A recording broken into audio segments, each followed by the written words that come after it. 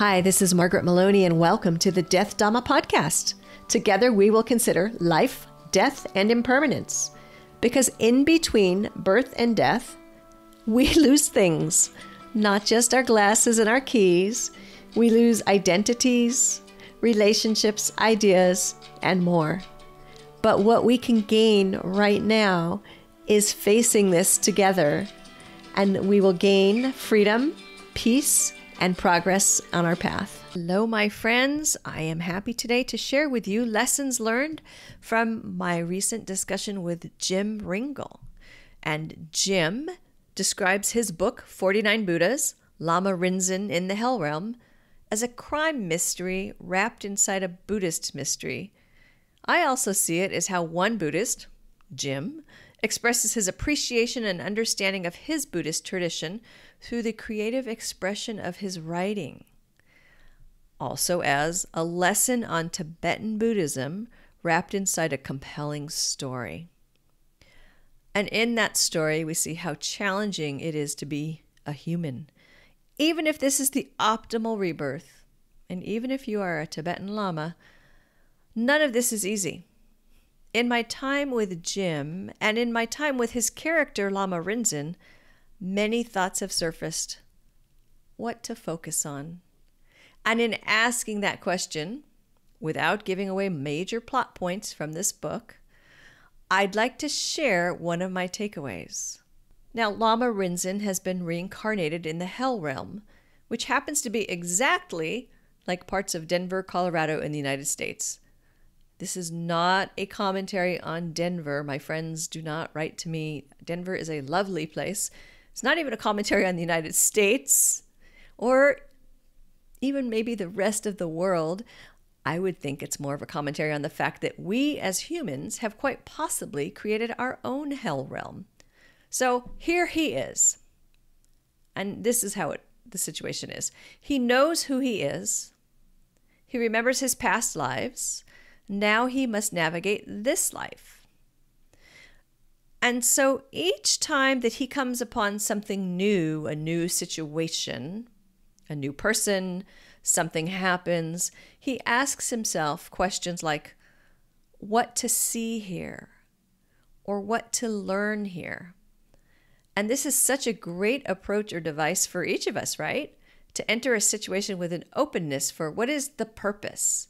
What lesson is being given to me? Am I receiving the lesson, being open and accepting of what crosses my path? With an understanding that I perceive things based on my own experiences, my bias, my karma. But I very much appreciated that action and that self-questioning that his character would do, and it's something I'd like to incorporate into my life as I navigate the day and I navigate impermanence and things that happen. I'd like to be able to step back and look and think, what should I be seeing here? What should I be learning here? In the case of our protagonist, Lama Rinzen, he has a very specific mission. He doggedly hangs on to that mission. Life and other events definitely are conspiring to pull him in different directions, and others around him are asking him to, I'll say, provide a different service, to do something different. And over again, he comes back to his mission. Well, as I said earlier, what to learn here? Is he an admirable character with the ability to stay focused no matter what? Or is this a character who is desperately ignoring impermanence, refusing to understand that maybe his mission has changed, or that there's more than one way to accomplish his mission? Is he too wrapped up in it? And this reminds me of instances where I've had very clear intentions about how things would go. A simple example, sitting down to meditate, right? One of the many times when I was going to have a nice, restorative 30-minute sit. But that's not what always happens. Maybe difficult emotions rose up to greet me. Maybe my neighbor fired up his chainsaw, or the cat threw up out in the hallway. All the things, right? So do I give up the meditation completely? Or do I give up my expectations around the meditation and just accept it as it is? Meditation is still an important part of my path, my spiritual mission, but clinging to all of my meditations being a certain way is a lesson on that path. And I'd like to release that clinging and just be with my meditations. Now, my point, going back to Lama Rinzen, is that he really seems to be, he's clinging to that mission and clinging to one way to accomplish that mission.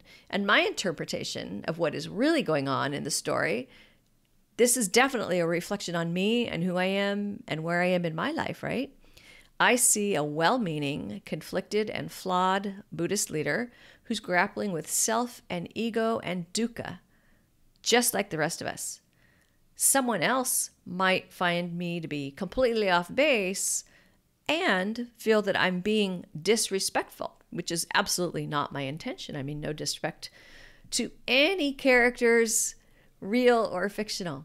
And that reminds me, the cast of characters around Lama Rinzen have different levels of familiarity with him and with the ideas of Buddhism, or with the recognition of what it means to be a reincarnated Lama. Some recognize him and remember the relationships with him in past lives.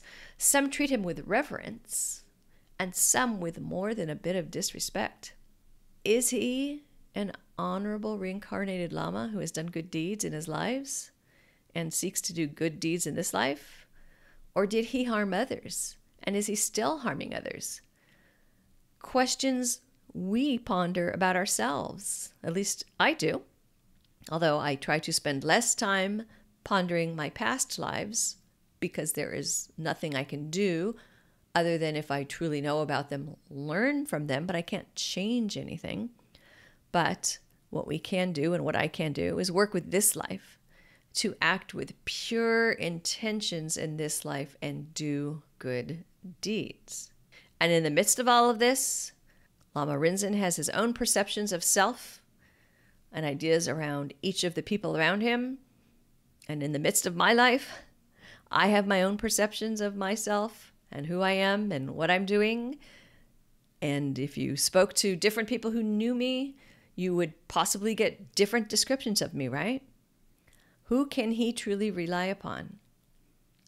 Who can any of us really rely on? It's our path, the Buddhist path. And in our practice, on our paths, it is important to have good spiritual friends. You've been listening to the Death Dhamma Podcast with your host, Margaret Maloney. Thank you so much for being here.